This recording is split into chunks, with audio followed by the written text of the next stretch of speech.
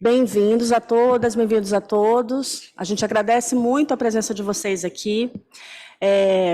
Nesse evento, a gente vai falar sobre a experiência do Brasil em relação a políticas de segurança alimentar e nutricional. Desde 2003, com a primeira eleição do governo Lula, do Partido dos Trabalhadores, para presidente do Brasil, ele colocou dentro da pauta do governo federal o tema da segurança alimentar e nutricional e do combate à fome. Isso foi fundamental para a criação de políticas, de normas, de instituições que tiveram um efeito muito forte sobre a fome, sobre a insegurança alimentar, sobre a pobreza, redução da desnutrição infantil, da mortalidade infantil. Então, foi uma experiência muito exitosa do governo brasileiro. A partir de 2016, a gente tem uma inflexão nesse processo, com o impeachment da presidente Dilma, e a gente sofre anos de graves retrocessos, a gente retrocede em políticas públicas, em instituições, na memória institucional do processo de combate à fome, nas pesquisas também que deixaram de ser realizadas sobre a situação de insegurança alimentar no Brasil.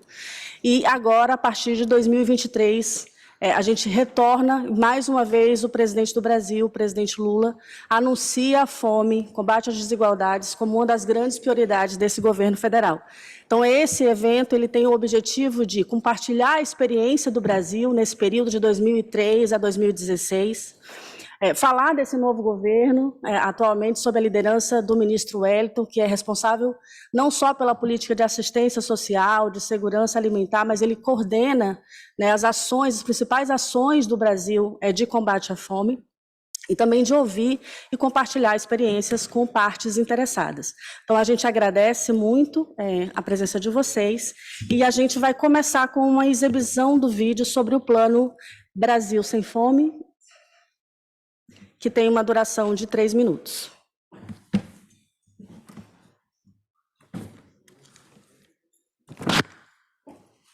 O que queremos está de volta para melhorar a vida da nossa gente.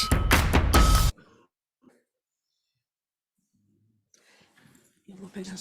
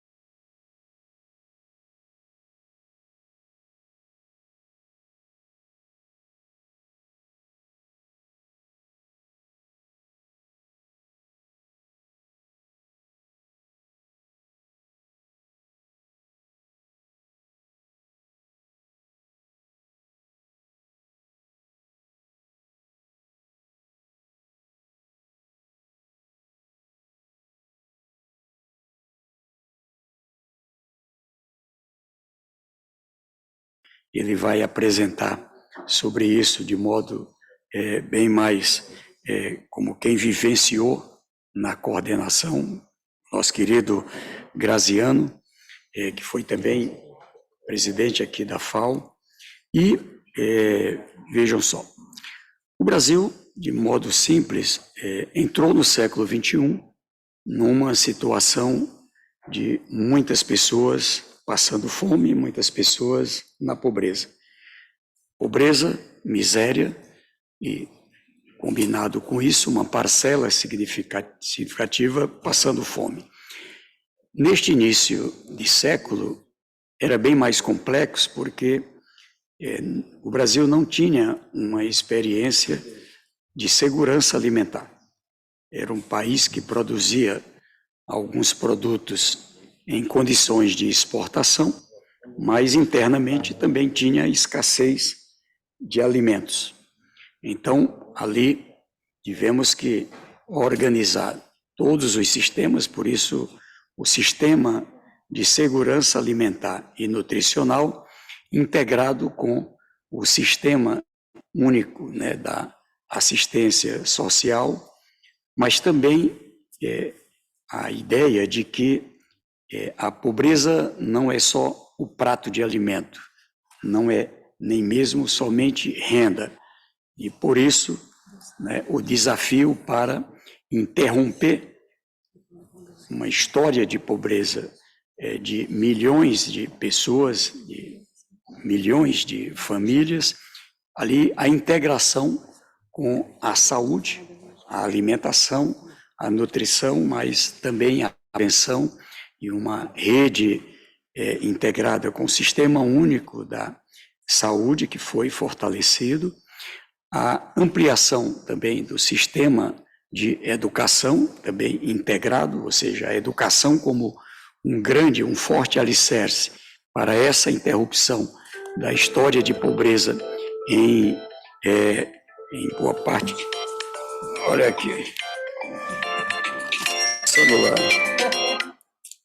Isso aqui é para mim acordar, viu? Então, e ali a gente alcançou resultados, não é? O nosso querido ministro Graziano vai detalhar mais sobre essa experiência, mas aqui eu quero apenas pontuar que entramos no século XXI com próximo da metade da população em situação de pobreza e um grau na fome, né, na desnutrição grave elevado, e alcançamos em 2014 uma certificação da FAO, após uma medição de 2011, 2012, 2013, de país fora do mapa da fome. Lembro-me, a presidenta Dilma Rousseff, eu era senador na época, organizando um programa Busca Ativa para que a gente pudesse alcançar cerca de 700 mil famílias que era ali colocada como quem ainda estava na situação de fome. Mas para a realidade brasileira,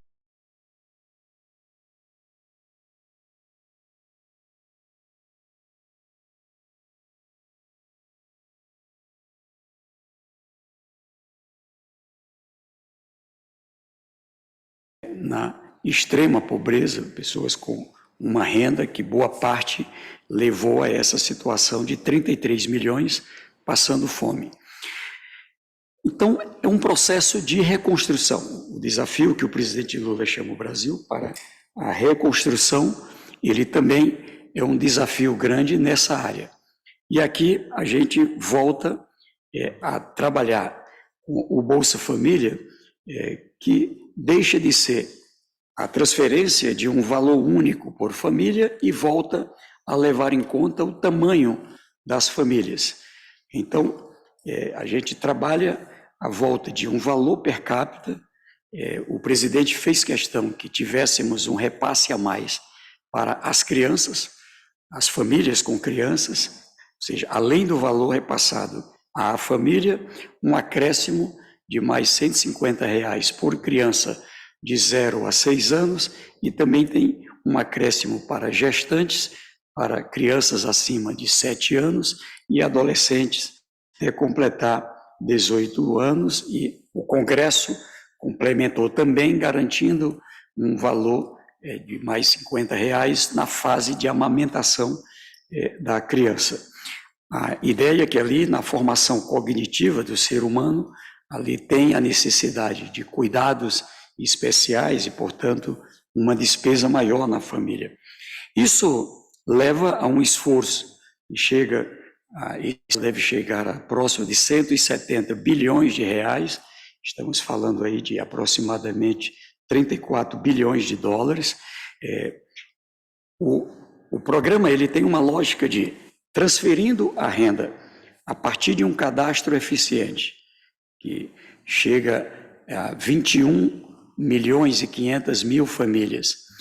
Esse dinheiro, pelas mãos dessas famílias, circula na economia local, ela tem um impacto na economia local e, ao mesmo tempo, trabalhamos com uma complementação alimentar.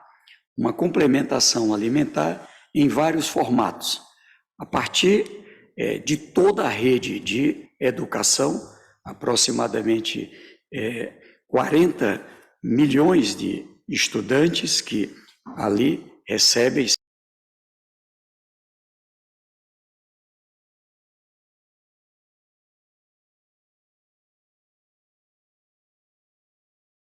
Quem acompanhou esses anos de retrocesso que foram vividos no Brasil, sempre fica muito emocionado com esses anúncios de retomada, né? A gente tem falado no Brasil que o Brasil voltou. Então é muito emocionante estar aqui anunciando os novos planos do governo para o enfrentamento da pobreza, da fome e das desigualdades. A gente vai passar agora para o professor José Graziano. O professor José Graziano foi o ministro, assim que o presidente Lula anuncia, no seu primeiro mandato, combate à fome e à segurança alimentar como um tema central do governo.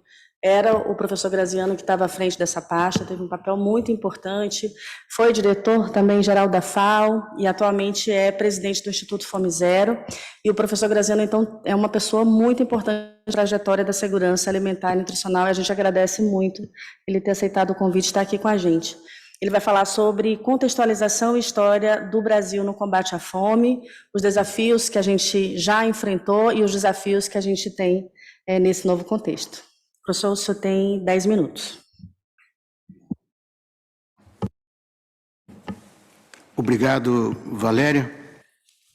Eu queria começar agradecendo a presença de todos vocês. Vou pular o nome dos meus compatriotas que estão aqui, mas queria reconhecer a presença do presidente do Conselho, nosso querido Hans. Até hoje eu não consigo pronunciar o sobrenome dele. Também Bernard, que agora sei que está como no High Level Panel, como coordenador, e também do meu grande amigo aqui, português, Zé Luiz, que sempre se fez presente e ajudado nesses momentos, né? E queria saudar em especial aí a Maria Helena, que eu acho que representa esse staff maravilhoso dessa organização. Bom, não vou falar porque eu vou me emocionar. No tempo que eu tenho, muito curto, eu optei por fazer uma contraposição para vocês. O que era o problema da fome no Brasil em 2003, janeiro de 2003, quando nós começamos? O que é o problema da fome no Brasil hoje? E o que é mais fácil e o que é mais difícil para acabar com a fome no Brasil? E eu escolhi 3 elementos e em 3 partes cada um. Primeiro elemento, quais os fatores estruturais que complicaram. Segundo elemento, quais os fatores conjunturais que complicaram. E terceiro elemento, o que favorece hoje o combate à fome no Brasil? Então, começando com os elementos estruturais. Primeiro, a dimensão, a magnitude na fome no Brasil é muito maior hoje do que era em 2003. O dado do SOF mostra 70 milhões no final da pandemia em situação de insegurança alimentar grave e moderada, não é? Nós trabalhamos lá atrás com um número que eram ao redor de 40 milhões de pessoas. Então, além do número absoluto, a fome em 2003 estava concentrada na região nordeste do país e no rural da região nordeste.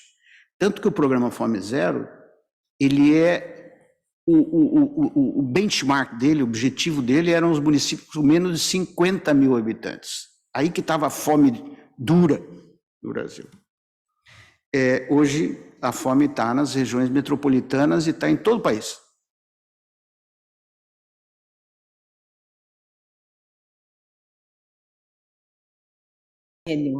A pobreza não é homogênea e a expressão da fome não é homogênea. Talvez quando você sintetizar isso na falta do nutriente ou na falta da caloria, você pense que é tudo igual. Mas a forma como é enfrentada a fome, como ela resulta no cotidiano das pessoas e os determinantes dela são distintos. Não dá para pensarmos que a fome dos nossos povos indígenas é a mesma fome das nossas comunidades periféricas. E aí entra o elemento absolutamente qualificador da participação da sociedade civil nesse processo. Então, eu quero falar um pouco do nosso Conselho Nacional de Segurança Alimentar e Nutricional. Ele teve uma pequena vida na década de 1990, quando o Fome Zero se coloca como uma política prioritária no primeiro mandato do presidente Lula. Ele é reinstalado com uma composição muito particular, que é a maioria da sociedade civil e também presidência pela sociedade civil. E essa sociedade civil que está no CONSEA é essa diversidade da nossa sociedade, da nossa população. Se você participar de uma plenária do CONSEA hoje, você vai ver povos indígenas, mulheres negras, mulheres camponesas, pessoas em situação de rua, agricultores familiares, movimentos urbanos, defensores de direitos. E do lado do governo, você tem essa contraparte, né? Quem é que atua com esses grupos, não só particularmente em políticas estritas de alimentação, mas também aqueles setores de governo que lidam com o que é estruturante de um país. Justiça, economia, desenvolvimento, etc. E o que faz esse espaço, né? Esse espaço traz essa diversidade da sociedade brasileira em termos de vidas, em termos de vivências, em termos de desafios, de propostas, de prioridades, que fazem com que a política pública tenha que abrir, né, se abrir para essa diversidade. A gente pode ter um grande chamado de erradicação da fome, ou de garantia da alimentação saudável, ou de controle e prevenção de todas as formas de malnutrição, mas isso, né, a partir do momento que isso desce do nível federal, ou muitas vezes sobe do nível local para o nível federal, e isso precisa ganhar uma especificidade. Né, as formas de identificação dessas pessoas, as formas como essas ações são implementadas, a abordagem dos profissionais envolvidos nisso. Então, esse espaço desafiador de diálogo, de confronto também, porque quando você traz, né, para dentro do espaço de decisão de uma política pública essa diversidade, você tem que estar aberto também para ouvir uma contraposição, né? Muitas vezes dentro do processo governamental você precisa ponderar aspectos que para quem está sofrendo aquele problema esses aspectos não são ponderáveis, vamos dizer assim. Então o processo de negociação entre o que é prioritário, o que precisa acontecer, o que não deve acontecer, acontece nesse espaço e isso só tem uma condição, que é a democracia. Mas é a democracia levada o tempo todo ao seu limite, né? Você ouvir muitas vezes o que você não gosta, ou o que você não entende, ou o que você desqualifica, e isso não faz parte, esse enfrentamento dos desconfortos não acontece só por parte do governo, logicamente, acontece também para a sociedade civil quando houve coisas que ela não concorda. Mas se você está num espaço democrático, isso é absolutamente possível, e mais do que isso é necessário, isso é indispensável. E a gente tem uma situação muito particular no Brasil também, que mostra, né, o papel desse espaço. No dia 1º de janeiro de 2019, que quando o presidente anterior assumiu o seu mandato, a primeira medida que ele teve quando ele reorganizou a sua estrutura administrativa, ele extinguiu o CONSEA. Foi um ato eminentemente político, né? Foi uma demonstração de que ele estava fechando o livro da história do Brasil e pretendia escrever uma outra história, que infelizmente foi escrita algumas páginas e felizmente elas foram interrompidas, e esse ato foi muito simbólico porque o CONSEA, ele era um símbolo desse processo de democratização da decisão da política pública. Mas a sociedade civil brasileira que estava envolvida no Conselho, mas também outras organizações e movimentos, elas convocaram o que a gente chamou de uma conferência popular por soberania e segurança alimentar e nutricional. E essa conferência, durante todos esses 4 anos, ela se manteve ativa no sentido de ir para dentro do Congresso Nacional, dialogar com a sociedade civil brasileira, demandando que o governo brasileiro tomasse uma atitude diante do empobrecimento e aumento da fome, e também recuperar suas políticas públicas. Logicamente, tivemos vitórias muito parciais, porque esse elemento central que eu falei para vocês, que era da democracia, estava absolutamente fragilizado, né, no Brasil. Não só em relação à nossa agenda, mas em relação a todas as agendas que vocês puderem imaginar. Nós tivemos, já estou terminando, obrigada. Isso foi crescendo no sentido de dialogar com a sociedade civil e, mais do que isso, ir atualizando os nossos desafios e a nossa agenda também. Em meados de 2021, essa Conferência Popular realizou encontros regionais em todo o país para que a gente pudesse ver exatamente o que estava acontecendo e formular uma agenda propositiva, já mirando o processo eleitoral de 2022, e nós realizamos um Tribunal Popular contra a Fome, onde nós condenamos o governo brasileiro, né, na figura do seu presidente, por não só não tomar nenhuma atitude, mas piorar a situação de vida e de fome da nossa população. Levamos essa sentença para o nosso Supremo Tribunal Federal para que ele usasse isso num processo de análise de duas ações que já estavam nesse interior. Chega 2022, nós nos envolvemos de uma maneira muito séria, no sentido de dialogar com a sociedade civil do que realmente estava em jogo. Fomos muito bem-sucedidos, não somente nós, logicamente, mas a sociedade civil como um todo. Apresentamos essas demandas ao governo de transição e também no primeiro ato do presidente, quando ele reorganiza sua estrutura, ele retoma a instalação do Conceia, que acontece finalmente em fevereiro desse ano. Nesse momento, nós estamos organizando uma conferência nacional, que acontece em dezembro desse ano, para que a gente possa, reunindo delegados e delegadas de todos os estados e regiões brasileiras, apresentar uma agenda de prioridades para o governo brasileiro, para que, aliado ao Plano Brasil Sem Fome, a gente possa pensar numa estratégia de segurança alimentar e nutricional na forma de um plano que pense no curto, no médio e no longo prazo. Obrigada.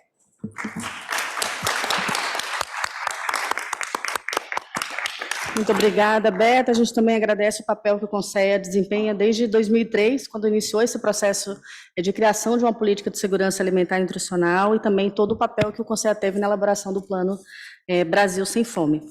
A gente passa agora, e a gente já agradece também, queria muito agradecer a FAO, né? A gente está tendo o apoio da Anne Kepler, do Carlo Cafeiro, para discutir os indicadores que medem aí o mapa da fome. A gente vai ter uma oficina no Brasil, agora em novembro, com a presença deles, que são grandes referências para a gente, então agradeço muito essa parceria.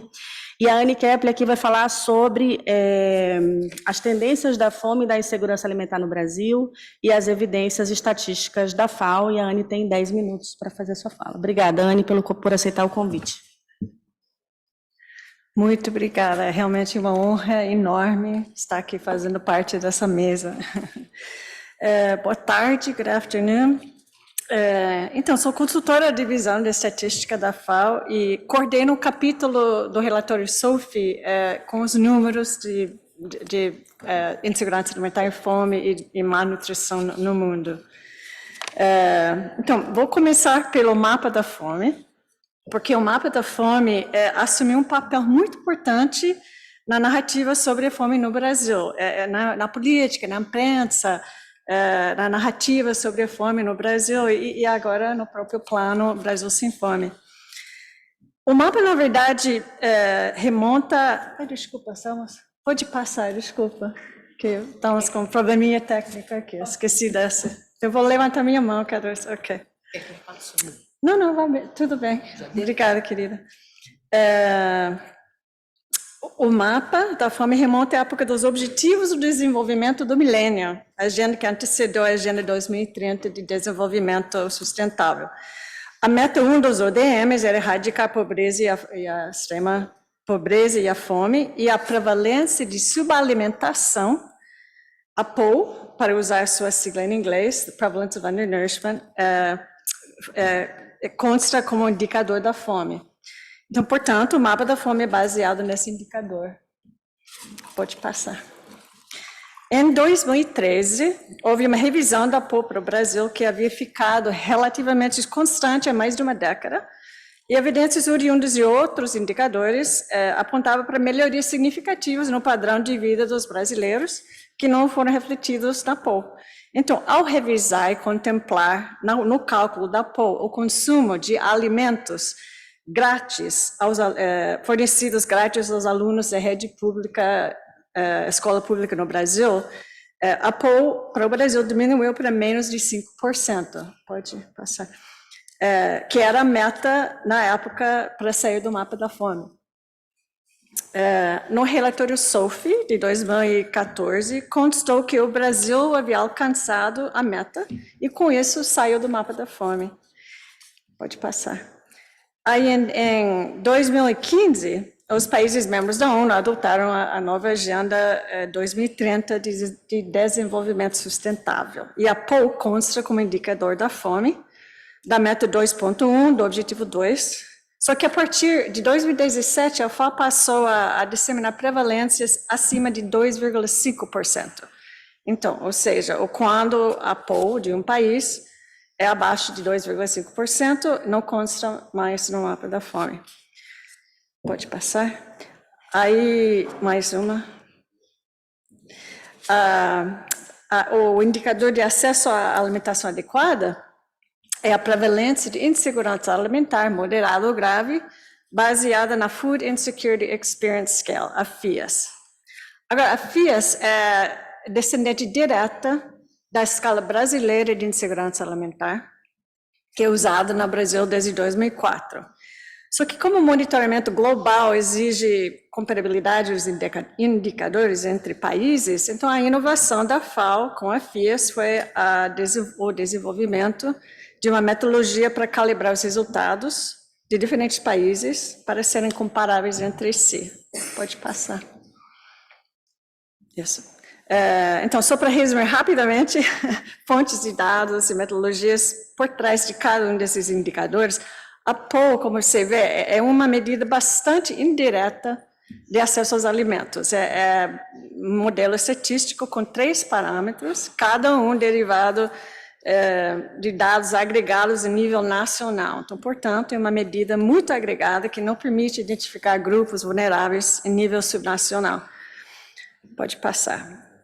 A prevalência de insegurança alimentar, baseada na FIAS, por sua vez, é baseado em dados coletados diretamente de pessoas em inquéritos e, portanto, é um indicador mais direto de acesso ao alimento e pode diferenciar níveis de insegurança alimentar. Agora, quando o módulo da FIAS é incluído em inquéritos nacionais com amostras maiores, populações grandes, as informações podem ser desagregadas por região, por parte de renda, ocupação, para melhor subsidiar as políticas públicas. E o Brasil é um exemplo disso, pois os dados levantados periodicamente com o uso da IBIA pelo Instituto Brasileiro de Geografia e Estatística, o IBGE, já serviram para orientar as políticas públicas e agora servirão para acompanhar o Plano Brasil Sem Fome. Pode passar. Okay, vamos ver agora as estimativas da FAO. Pode passar. Obrigada. Para o Brasil, que foram disseminados no último relatório SOFI. Começando pode passar. Pela prevalência de subalimentação. A FAO divulga estimativas ao nível dos países de prevalência de subalimentação com médias de 3 anos, e apenas se foram superiores a 2,5%. Então, como se vê no gráfico, a POU no Brasil diminuiu constantemente de 2,7% no triênio 2000-2002 até baixar de 2,5% em 2014, 2016, levando a saída do Brasil do mapa da fome. Em 2019 e 2021, na esteira da pandemia Covid, o Brasil volta ao mapa da fome, dando um salto para 3,7% e subindo mais ainda em 2020 e 2022 para 4,7%, que é o valor mais alto desde 2008 e 2011. Pode passar, por favor. Só rapidamente, o mapa da fome que foi divulgado agora com o lançamento do SOFI 2023, O Brasil aparece no mapa em cor rosa clara. Pode acessar esse mapa interativo nesse link e publicamos também um mapa de insegurança alimentar moderada ou grave, que podem acessar também no mesmo link. Só queria notar que, observa que esse mapa não mostra toda a distribuição desigual, né, da fome dentro do país, porque é bem discrepante entre as regiões, como o professor Graziano já falou, entre urbano e rural, sem falar os recortes de raça e gênero.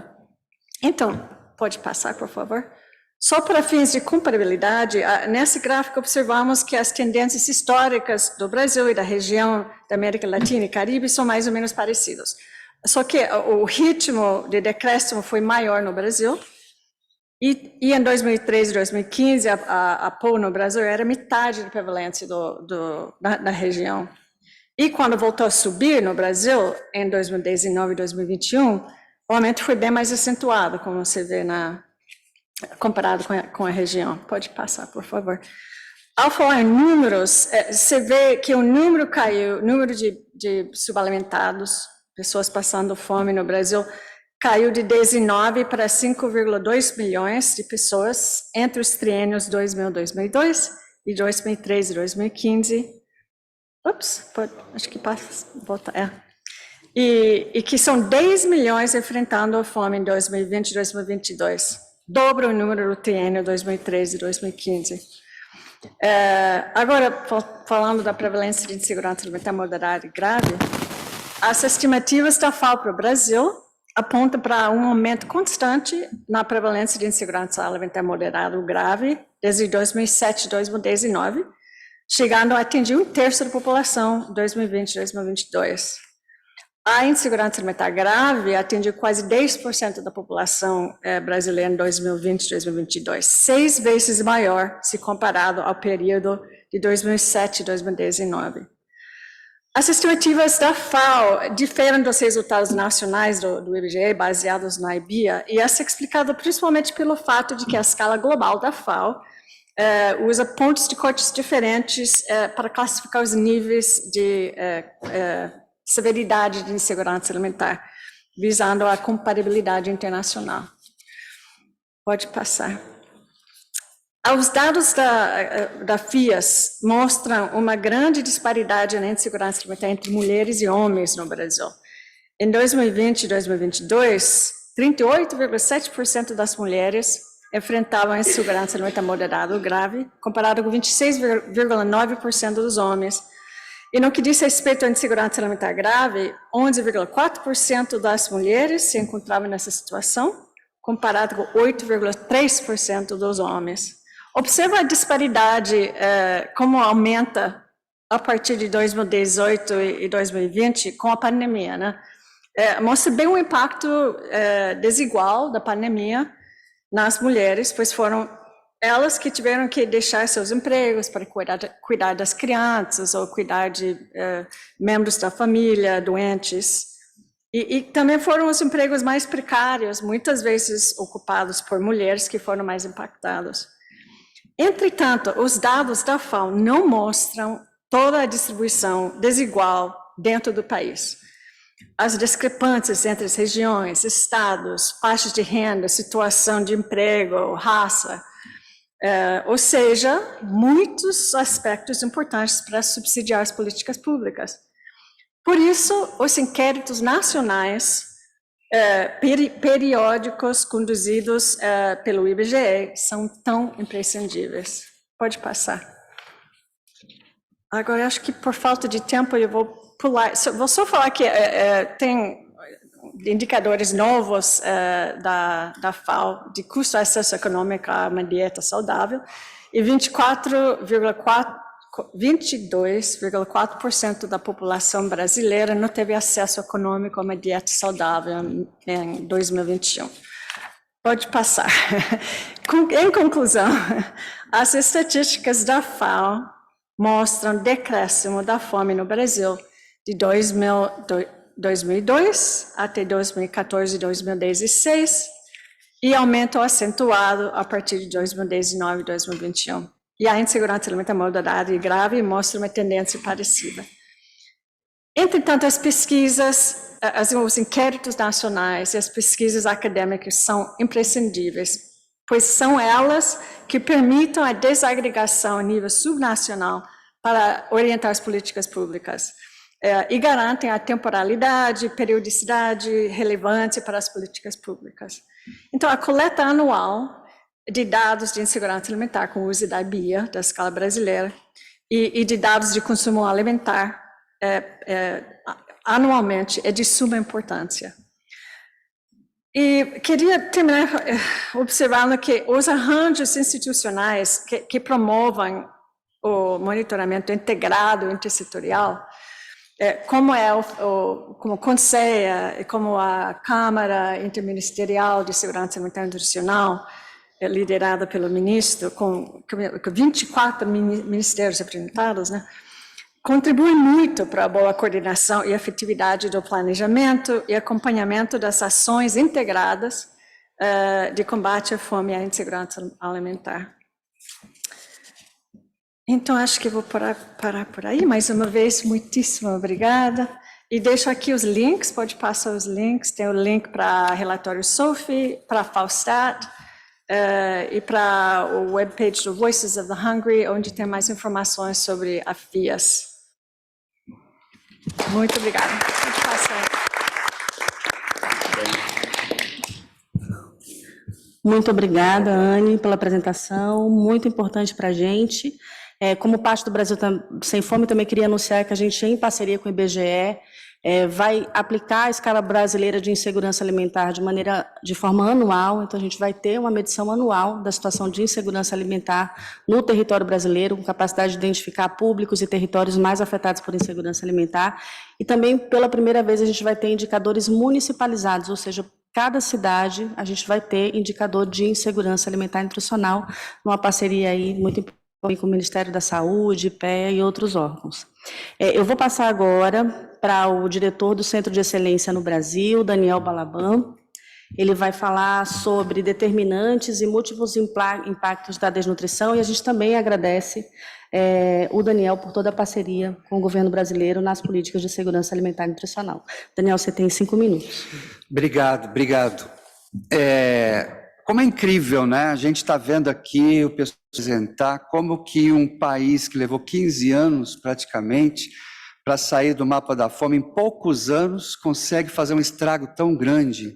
E tudo isso por conta de decisões mal feitas, né? E às vezes até por vontade política mesmo, de tentar chegar a fazer essa situação. Nós acreditamos, eu acredito muito, que é possível que a gente consiga, de uma vez por todas, acabar com a insegurança alimentar e nutricional no planeta. Desde que a gente tenha, como a Bela falou aqui, vontade política. Que a gente olhe ali para aquele quadro bonito do Josué de Castro, que um dia foi presidente do conselho aqui da FAO, né? Ele está olhando para a gente ali e a gente não pode, né? Então a gente tem que, ele já dizia naquela época, nos anos 50, 40 do século passado, né? Que é uma questão política, basta ter vontade, basta querer resolver, né? Como é difícil conseguir recursos para combater a insegurança alimentar e nutricional, e como é fácil conseguir recursos para a guerra. Você sabe quanto custa um míssil? Eu fui pesquisar, custa $1 milhão. Cada míssil que é jogado na cabeça das pessoas para matar gente, custa $1 milhão. O nosso centro de excelência não custa $1 milhão por ano para fazer cooperação com inúmeros países. A gente ajuda os países a criarem políticas de segurança alimentar e nutricional, e nós não custamos um míssil que os países jogam na cabeça das pessoas todo santo dia. Agora, nesse momento, milhares de pessoas estão levando o míssil na cabeça. E eu acho que está na hora da gente falar sobre isso. A gente tem que começar a levantar essas questões. Por que o mundo gasta 2 trilhões e 200 bilhões de dólares em armamentos todo ano? E nós não temos alguns bilhõezinhos para resolver a questão da insegurança alimentar e nutricional. Os países ficam mendigando recursos. E esses recursos que são usados para a guerra vêm de onde? Vêm também de impostos, recursos dos seres humanos. Os países pagam impostos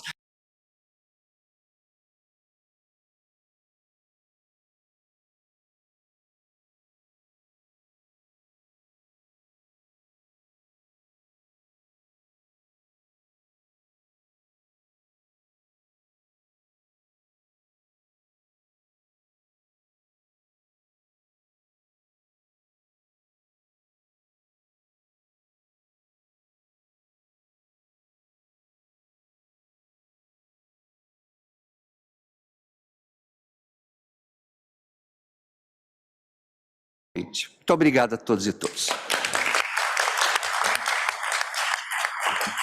Muito obrigado, Daniel Balaban, muito obrigado.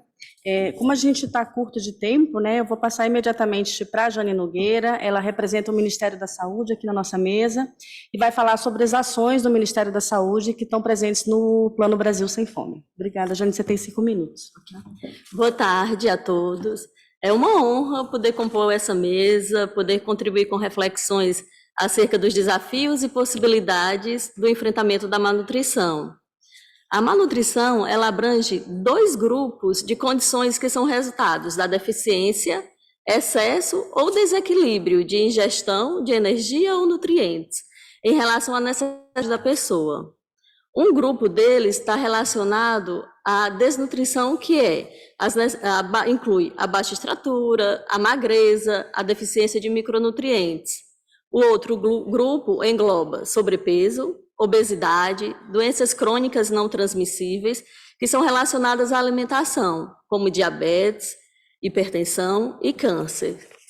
Essas diversas formas de malnutrição, elas são desencadeadas pelo que nós chamamos de determinantes sinérgicos, que são um conjunto de fatores biológicos, ambientais, sociais, comportamentais, que se distribuem de forma desigual nos países e dentre deles geram iniquidades na distribuição da múltipla carga de malnutrição. Dessa forma, os determinantes sinérgicos são resultantes de uma série de processos interrelacionados que mudaram o perfil da população por meio da transição demográfica, das doenças, por meio da transição epidemiológica e do seu estado nutricional e o consumo alimentar, nesse caso, a transição nutricional. Nós temos como desafio no Brasil hoje, e o compromisso do nosso presidente Lula, garantir um direito humano à alimentação adequada e saudável para toda a população brasileira, onde nós sabemos que mais da metade da população brasileira ela convive com um grau de insegurança alimentar, sendo que 33 milhões de pessoas passam fome. E aí, nesse mesmo tempo, nós temos cerca de 60% da população adulta com excesso de peso. Nós temos 30% das crianças menores de 5 anos da região norte que apresentam anemia por deficiência de ferro. Então, diante desse contexto, e a partir da compreensão dos determinantes sinérgicos, consideramos fundamental o desenvolvimento de ações intersetoriais. Para tanto, estamos empenhados em articular políticas, programas, sistemas únicos de saúde, sistema único de assistência social, que simultaneamente previnam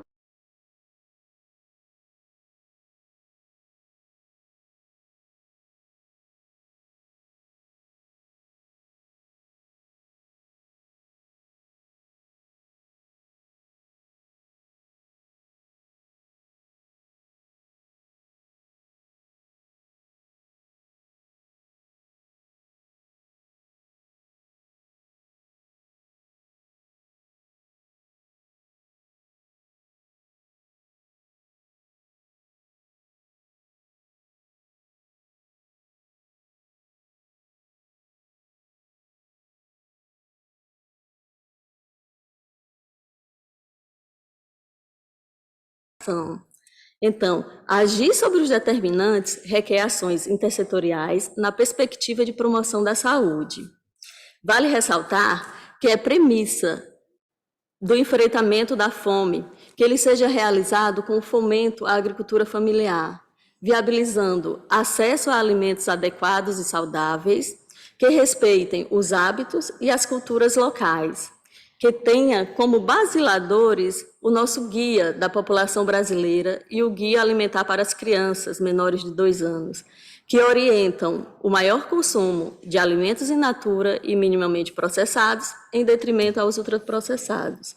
Reiteramos, portanto, o nosso compromisso com a agenda, reforçamos a importância da intersetorialidade, do trabalho em conjunto, para que a gente possa, juntos, superar os enormes desafios que temos pela frente. Muito obrigada. Sim, muito obrigada, Jane. Muito bem. Nessa mesa a gente falou não só das políticas de segurança alimentar e nutricional, a gente teve aqui presente organismos internacionais, sociedade civil. A gente tem aqui o nosso ministro, que é responsável, portanto, o alto escalão do governo federal, responsável pela política de segurança alimentar, e a gente faz a relação não só da importância dessa política, também a relação dela com a política econômica, com democracia, com paz, o que faz a gente sair cada vez mais consciente do nosso compromisso, nossa responsabilidade também, a nossa paixão com essa causa, que é o combate à fome e garantia de segurança alimentar e nutricional e do direito humano à alimentação. A gente finalmente vai conseguir passar o vídeo, receber essa informação, e depois do vídeo do Brasil Sem Fome, a gente vai abrir para 1 ou 2 perguntas no máximo e eu devolvo para a mesa responder os comentários.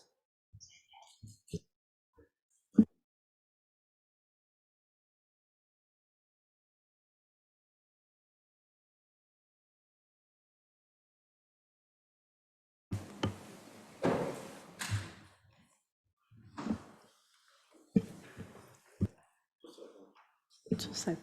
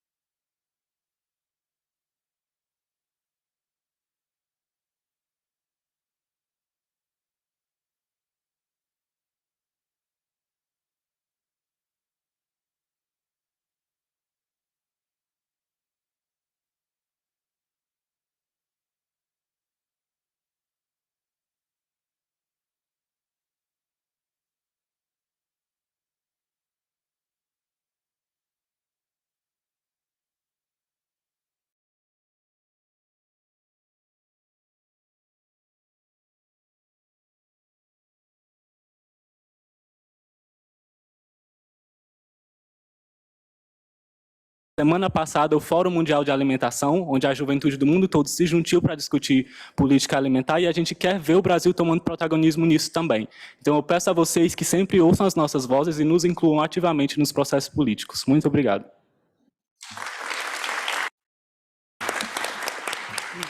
Tem mais algum comentário? Queria muito agradecer, João, por compartilhar com a gente. A Fernanda Machiavelli.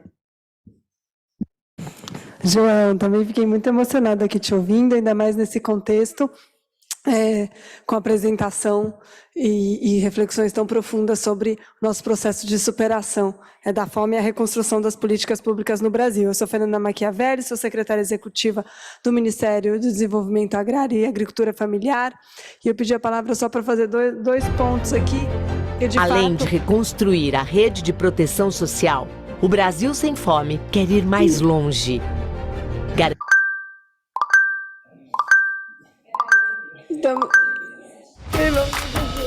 Brasil que queremos está de volta para melhorar a vida da nossa gente.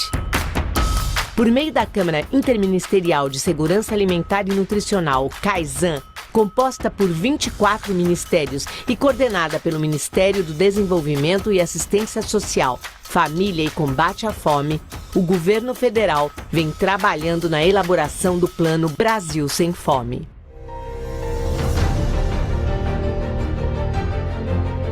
Além de reconstruir a rede de proteção social, o Brasil Sem Fome quer ir mais longe. Garantir alimentação saudável, enfrentar as desigualdades sociais e minimizar os impactos das mudanças climáticas nos sistemas alimentares. Para isso, propõe uma aliança que une sociedade civil, governos estaduais e municipais e os 3 poderes. Além de estabelecer grandes metas, como tirar o Brasil do mapa da fome, reduzir a pobreza e os níveis de insegurança alimentar, o Plano Brasil Sem Fome se organiza em 3 eixos de ação. O primeiro compreende acesso à renda, redução da pobreza e promoção da cidadania. O segundo eixo promove segurança alimentar e nutricional. O terceiro envolve mobilização, articular e fortalecer o protagonismo da sociedade civil e os esforços governamentais.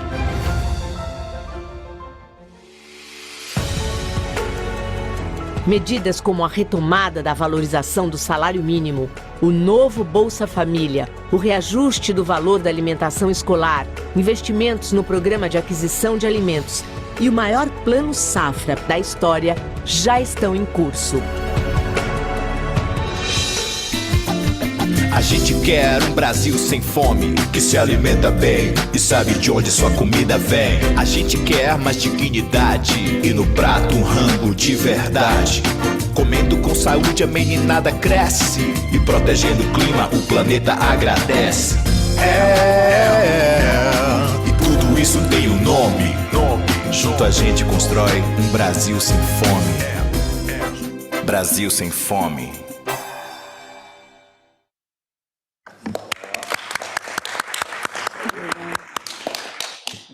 Fernanda, concluindo sua fala. Lindo vídeo. Então, retomando, sou Fernanda Machiavelli, sou secretária executiva do Ministério do Desenvolvimento Agrário e Agricultura Familiar. Achei que as palestras foram todas muito esclarecedoras, ainda não tinha escutado o nosso ministro Graziano fazendo uma leitura sobre os cenários e uma comparação entre o contexto atual e o contexto da década de 2000, e achei bastante esclarecedor os pontos, ao mesmo tempo que nos coloca a dimensão do desafio que está colocado à nossa frente. E eu queria só dialogar com o João, porque na semana passada nós tivemos a Jornada de Luta da Juventude Rural, que fez uma marcha também lá em Brasília e que nos trouxe uma pauta de reivindicações relacionadas com a fome, a marcha da Via Campesina, e um compromisso que nós já assumimos, por exemplo, com o crédito, e não só com crédito, é o crédito de instalação para a juventude, que é um recurso que os jovens recebem assentados da reforma agrária, e só precisam retornar 20% desse recurso, de forma a começarem um projeto produtivo, e uma série de outros anúncios para os jovens, e estamos nesse momento, João, elaborando o Plano Nacional de Juventude e Sucessão Rural. É o segundo plano que vai reunir o conjunto das políticas voltadas para a agricultura familiar, para a produção, para a segurança alimentar, mas especialmente para os demais direitos da juventude, a educação, a cultura, enfim, a conectividade e uma série de políticas que vocês também vão poder participar e construir, que vão contribuir nesse grande esforço de retomada e reconstrução das políticas públicas. Obrigada. Muito obrigada, Fernanda. João. Eu vou passar, então, para a fala final. Eu não sei se alguém da mesa gostaria de fazer um comentário, a gente teria que ser muito breve. Então, passo para o ministro Wellington Dias, que vai responder aí o comentário do João Marcelo.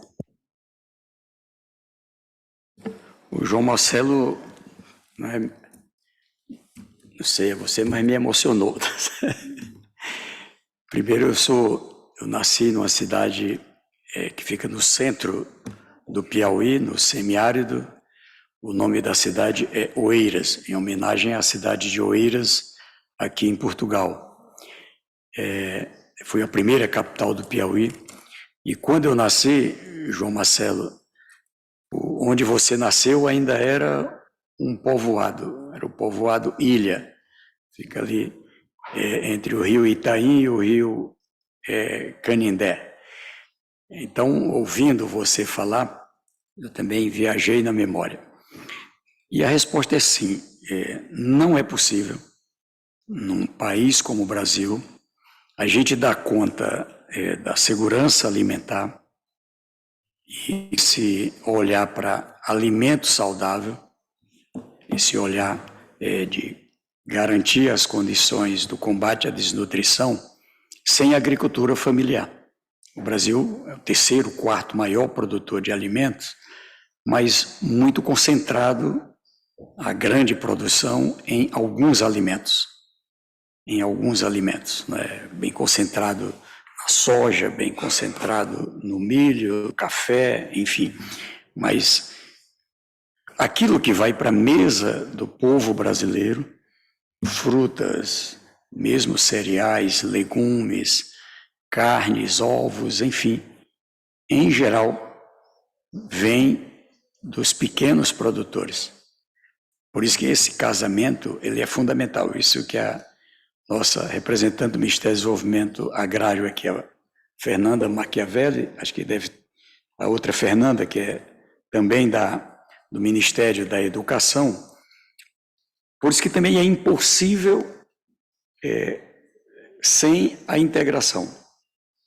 Não é possível em nenhum país do mundo, na minha opinião, com um grau elevado de pessoas na pobreza ou passando fome, sem uma integração.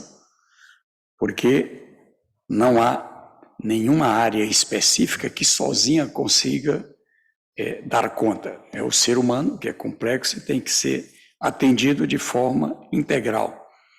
E, é claro, o esforço que o presidente Lula traz agora, ele acaba de liberar o lançamento do Plano Safra, que, repito, é muito mais do que crédito, ela é uma política mesmo direcionada. O Brasil estava com escassez de milho, o Brasil estava com escassez de arroz, de feijão, derivados da mandioca e hortaliças.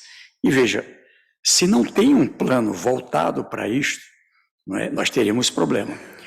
Os povos indígenas, como que a gente vai chegar ali? Não é razoável atender com cesta básica. Eles querem produzir, então querem apoio.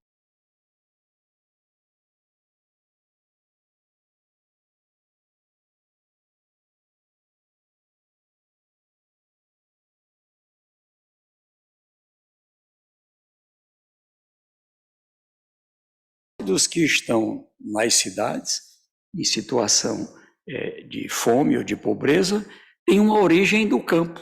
Também muita gente no Brasil recentemente veio do campo para a cidade. Então, se tem um apoio, nós estamos trabalhando com base em algumas experiências, tipo, onde tem as redes de energia, por lei é obrigado a ter ali um espaço para a manutenção. E por que não produzir alimentos nestas áreas? E assim em escolas, e assim em espaços existentes em áreas urbanas do Brasil inteiro.